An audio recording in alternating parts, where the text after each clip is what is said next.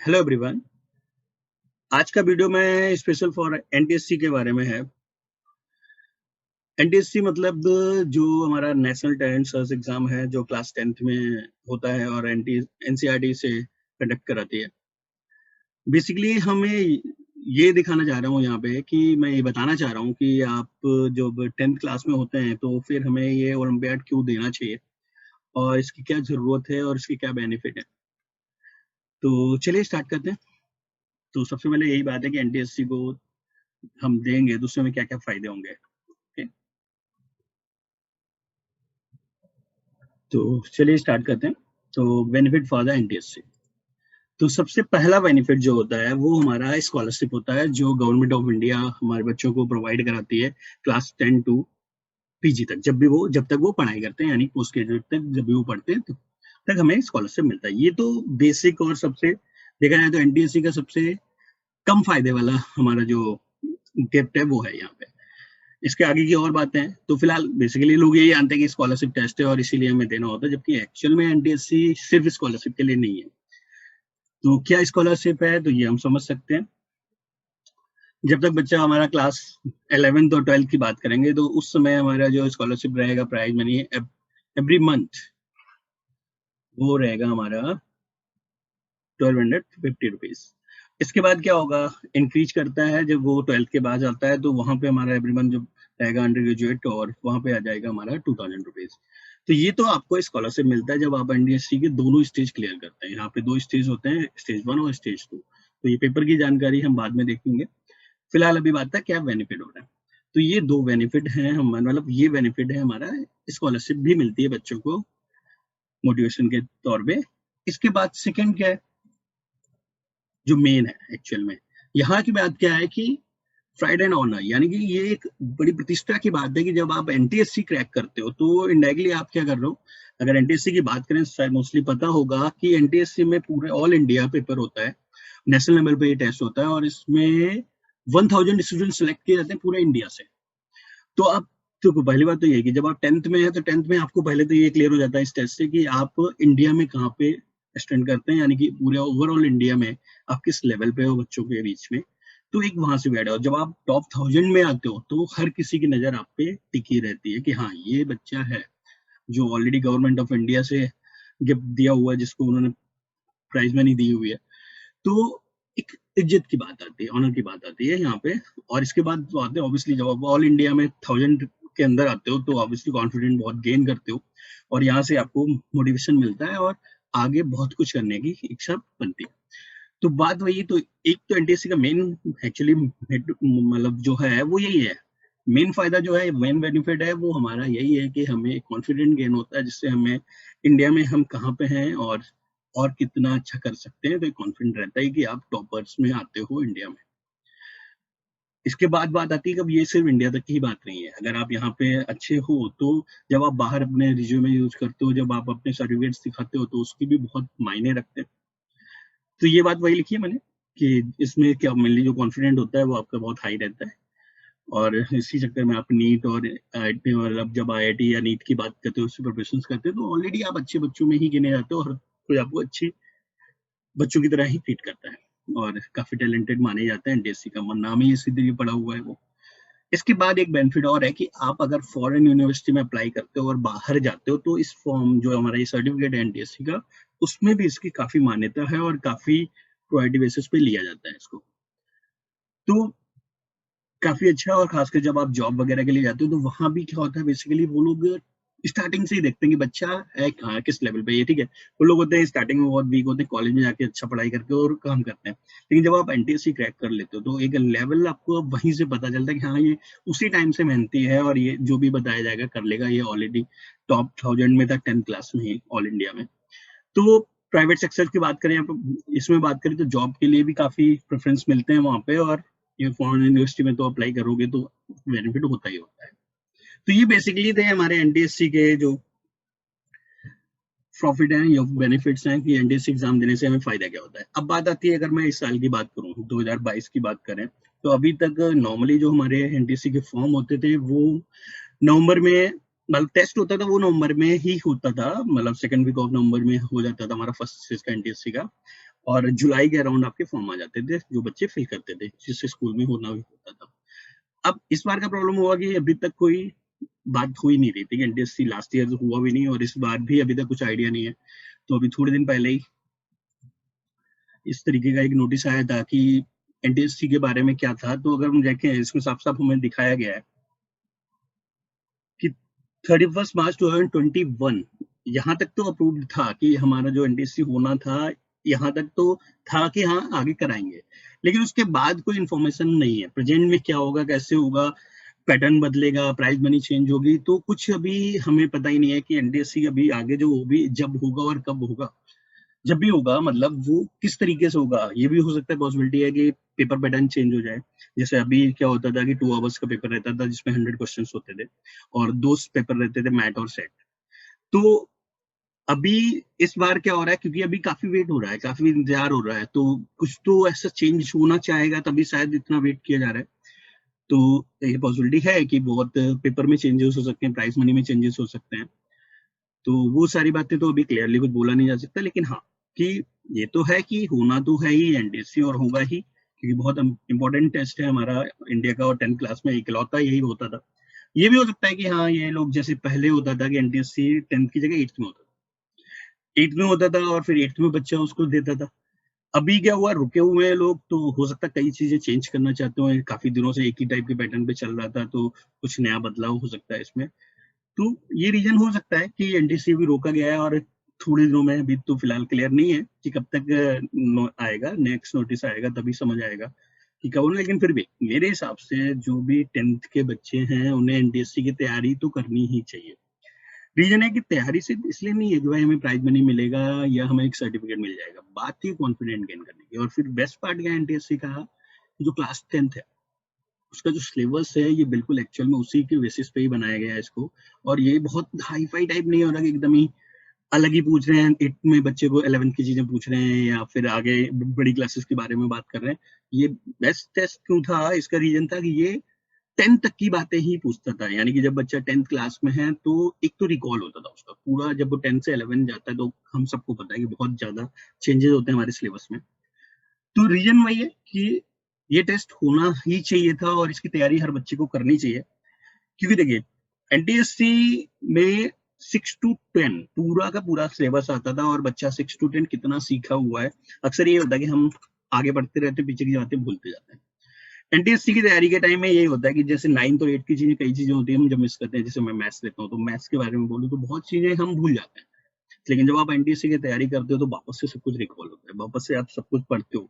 और जब आप 11th में जाते हो तो कई चीज़ें जो हम लोगों को याद रखनी चाहिए थी लेकिन हम भूल जाते हैं। लेकिन एनटीएससी की तैयारी करने में एक कॉन्फिडेंट तो आता ही है, क्योंकि ऑब्वियसली नेशनल लेवल पे वो टेस्ट है।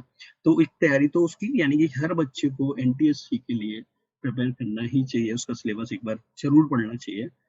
और दूसरा बात आता है रीजनिंग टाइप क्वेश्चन, जो सेकंड पेपर होता है हमारा एनटीएससी का, जो नॉर्मली नहीं, स्कूल लेवल में हमारे नहीं है। हम लोग रीजनिंग टाइप क्वेश्चन शायद कोई सिलेबस में भी नहीं है। तो एनटीएससी का एक बेस्ट पार्ट ये भी था कि इसमें पूरा 100 मार्क का अलग से पूरा सेकंड पेपर होता था, जो रीजनिंग टाइप मेंटल एबिलिटी वाला ही रहता है। और जिससे आप बच्चे, क्योंकि आगे जाकर जब आप गवर्नमेंट की जॉब के लिए अप्लाई करते हो या किसी भी प्राइवेट सेक्टर में अगर कोई कंपनी आती है आपको कॉलेज में या कैंपस में, तो भी वो एक पेपर्स प्रोवाइड कराते हैं। तो उसमें भी मोस्टली जो क्वेश्चंस होते हैं वो रीजनिंग टाइप क्वेश्चन होते हैं। तो वहाँ पे क्या होता है, बच्चा जब भी ये सब नहीं पढ़ के जाता और अचानक से वो आता है, तो बहुत प्रॉब्लम फेस करता है।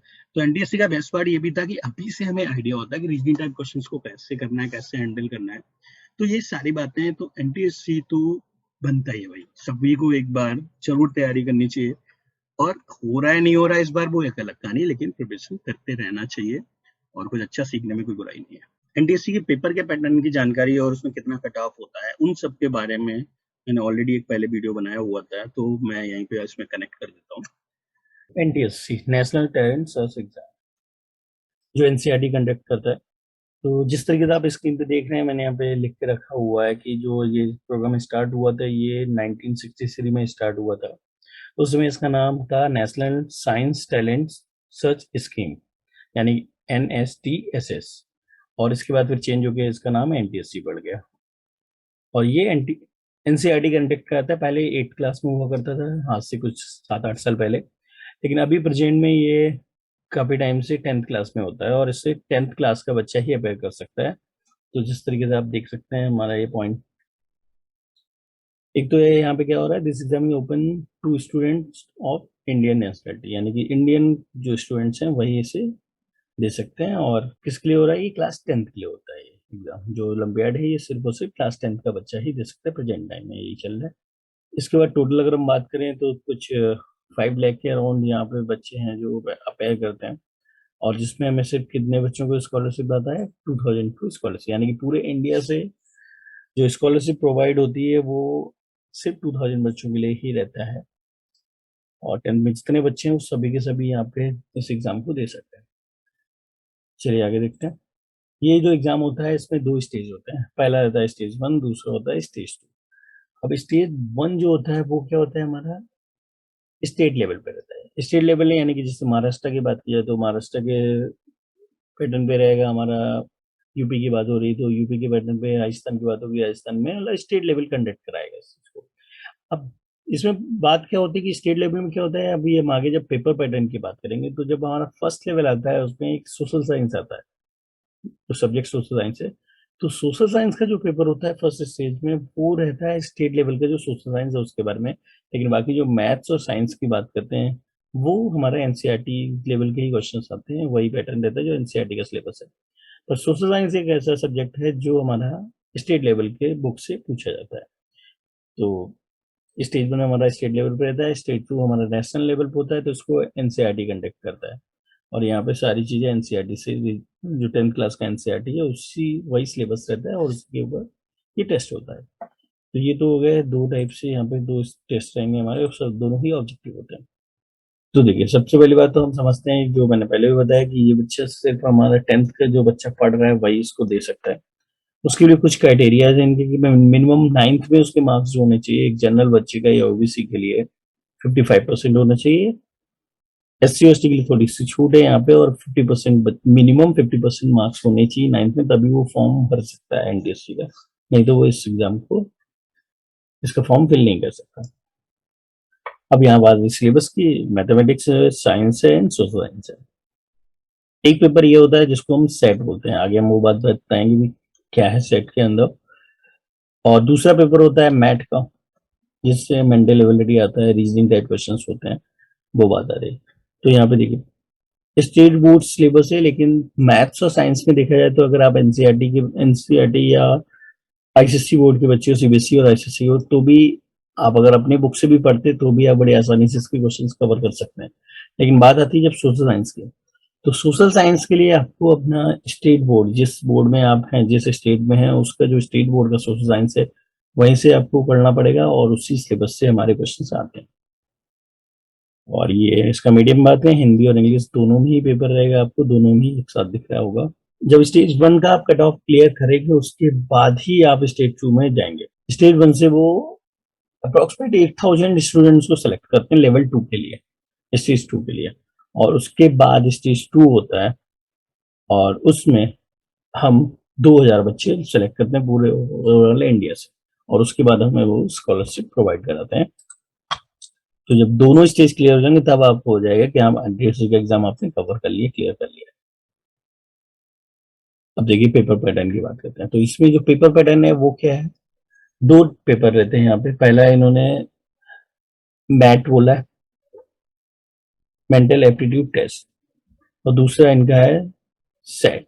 इसमें क्या आ जाता है, इसमें आता है science, math science and social science, ये 2 यहाँ पे रहता है। देखो अब क्या, 100 मार्क्स है, 100 क्वेश्चन, 100 मार्क्स और 120 मिनट, ये तो मैट करेगा। जब बात आती है सेट के लिए तो ये भी 100 क्वेश्चन होते हैं, 100 मार्क्स होते हैं, और 120 मिनट यहाँ भी रहता है। 2 पेपर होते हैं, इनके बीच में कुछ गैप रहेगा, एक ही दिन में दोनों पेपर होते हैं। अब जो सेट का है, मतलब मैट में तो पूरा 100 मार्क्स का एक साथ पेपर, लेकिन जो सेट है उसमें एक्चुअल में क्या होता है, 3 पार्ट्स में डिवाइड होता है। 20 मार्क्स का मैथ्स आता है, 40 मार्क्स का साइंस, जिसमें बायोलॉजी, केमिस्ट्री और फिजिक्स अलग अलग क्वेश्चन होते हैं उनके। जिस तरीके से अगर मैं 40 को डिवाइड करूं तो कुछ इस तरीके से रहेगा, वही 15, 15 and 10, chemistry, physics and bio, इस तरीके से आपके ये मार्क्स डिवाइड होंगे, और ये ओवरऑल 40 का हो जाएगा। सोशल साइंस भी 40 का रहता है। तो ये आपका स्टेट बोर्ड की बुक से आएगा, क्योंकि मैथ्स में और साइंस की बात करें तो स्टेट बोर्ड बाकी अदर बोर्ड में बहुत ज्यादा डिफरेंस है नहीं, वो कवर हो जाता है। लेकिन अगर हम बात करते हैं जो सीबीएसई के बच्चे हैं या फिर जो आईसीएसई के बच्चे हैं उनके लिए, तो उनको थोड़ा सा एक्स्ट्रा में यहाँ पे टाइम देना पड़ेगा और उन्हें सोशल साइंस के लिए अलग से तैयारी करनी पड़ेगी स्टेट बोर्ड की बुक से, ठीक है ना, निगेटिव मार्किंग नहीं होती इनमें। तो इस तरीके से ये तो हो गया हमारा पेपर पैटर्न। चलिए अब आगे बढ़ते हैं।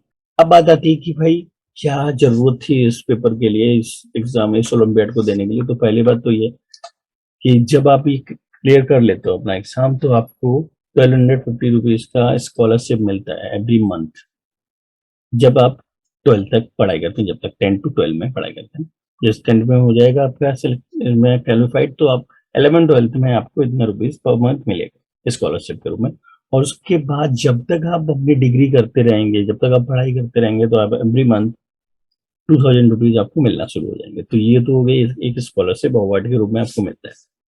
इसके बाद भी अपने हैं, क्योंकि ये नेशनल लेवल पे ओलंपियाड है तो उसकी अपनी वैल्यू अपने आप में ही बहुत अच्छी है। उसके कई ऐसे जो 12th के बाद जो टेस्ट देते हैं, जैसे आईआईटीज हुआ या एनआईटीज हुआ, या कई ऐसे एग्जाम है वहां पे इसका एक अलग लेवल, इसके सर्टिफिकेट का एक अलग वैल्यू है। और कई बार होता है इसके बेसिस पे ही आपको कुछ अच्छे स्कॉलरशिप्स वगैरह भी मिल जाते हैं। तो इसलिए भी ये बहुत जरूरी है एग्जाम। तो ये वही है कि क्या फायदा है इस एग्जाम के लिए। तो ये हमारे तीनों पॉइंट्स हैं। नेशनल लेवल पे बेंचमार्क्स मिलता है, आपका फाइनेंशियल सपोर्ट मिलता है हमको, और एक कॉन्फिडेंट बढ़ता है बच्चों को कि यार वो इंडिया लेवल पे कहीं ना कहीं तो एग्जिस्ट कर रहा है, 2000 बच्चों में एग्जिस्ट कर रहा है। तो काफी सपोर्टिव है ये। तो मेरे हिसाब से तो 10th के हर बच्चे को ये टेस्ट देना ही चाहिए। और सबसे बड़ी बात कि ये बोर्ड से ही रिलेटेड है, इसमें ये पहला ऐसा एग्जाम है कि जो बस क्या होता है हमेशा कि बोर्ड से एक लेवल ऊपर या अपने क्लास के लेवल के 2 लेवल ऊपर रहते हैं सारे एग्जाम ओलंपियाड्स के। लेकिन इस एग्जाम का बेस्ट पार्ट क्या है कि ये 10th लेवल पे ही रहता है और बहुत हाई फाई क्वेश्चन नहीं है। जैसे अगर मैं सीबीएसई का एग्जाम लेता हूँ उसमें एक आर डी शर्मा है, तो आर डी शर्मा आप देखोगे हर टॉपिक के अगर मैथ्स पढ़ाता हूँ मैं उस तरीके से बात करें, तो हर टॉपिक के लास्ट में मैथ्स के ऑब्जेक्टिव क्वेश्चन होते हैं। अगर आप सिर्फ उन्हें ही करके जाते हैं तो भी बड़ी आसानी से इस एग्जाम को क्रैक कर सकते हैं। तो ये बहुत हाई फाई टाइप का नहीं होता है, बस अच्छे क्वेश्चन अगर आप अपने लेवल पे, अपनी क्लास लेवल पे जानते हैं तो बड़ी आसानी से क्रैक कर सकते हैं। तो इसलिए ये और बेस्ट है कि इसके लिए बहुत एक्स्ट्रा पढ़ने की हमें जरूरत नहीं है। और शायद इसीलिए क्योंकि 10th में बोर्ड भी होता है तो बोर्ड से रिलेटेड ही सारी चीजें हैं, तो वहां भी तुम्हें हेल्प करता है, ये बोर्ड्स में भी हमारा हेल्प करता है। अब आता है कि सिलेबस क्या है। तो जब मेंटलिटी की बात करते हैं तो उसमें हमारे सिलेबस ये है, रीजनिंग टाइप क्वेश्चंस होते हैं, कोडिंग, डिकोडिंग, कैलेंडर टेस्ट, वो ब्लड रिलेशंस वाले क्वेश्चंस, और जितने भी रीजनिंग टाइप हैं वो सारे क्वेश्चन आप मार्केट में अगर जाएंगे तो बड़ी आसानी से बुक मिल जाएगी हमें कि किस लेवल पे यहाँ पे क्वेश्चन आते हैं। तो एनटीसी की बुक अलग से आती है। ऑब्जेक्टिव क्वेश्चन ही होते हैं, पेपर ऑब्जेक्टिव ही होना है। अब ये देखो सोशल साइंस या हमारा साइड वाला पेपर भी वैसे ही है। सिलेबस में 9th और 10th दोनों इन्वॉल्व है, तो ये नहीं कि 10th का पढ़ के जाना है सिर्फ, 9th और 10th का कहीं से भी कुछ भी आ सकता है। तो दोनों क्लासेस आपको अच्छे से पता होने चाहिए। 120 मिनट्स का ही रहता है पेपर है, ठीक है। देखो कुछ साफ साफ लिखा भी है कि 10th के लेवल पे ही क्वेश्चन होंगे, बहुत हाई फाई क्वेश्चन नहीं होंगे। तो ये बात होगी यहाँ पे कि दोनों क्वेश्चन जो है हमारे ऑब्जेक्टिव टाइप ही रहेंगे, दोनों स्टेज में, स्टेज 1 एंड स्टेज 2 में। तो ठीक है, आज का वीडियो यहीं पे स्टॉप करते हैं। Okay, bye bye, take care, thank you.